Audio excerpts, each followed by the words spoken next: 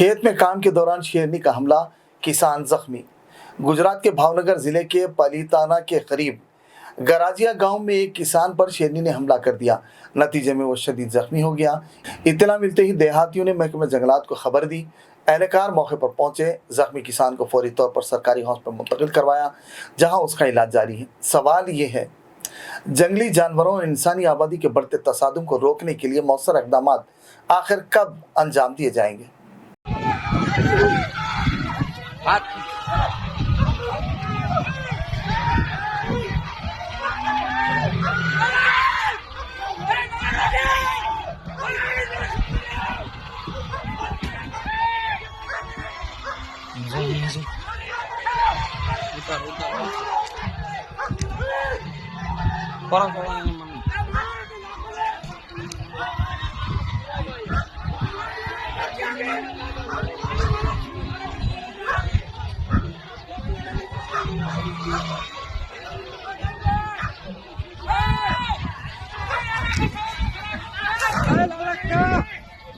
જાગરો માં તમને ફાટ નાખશે।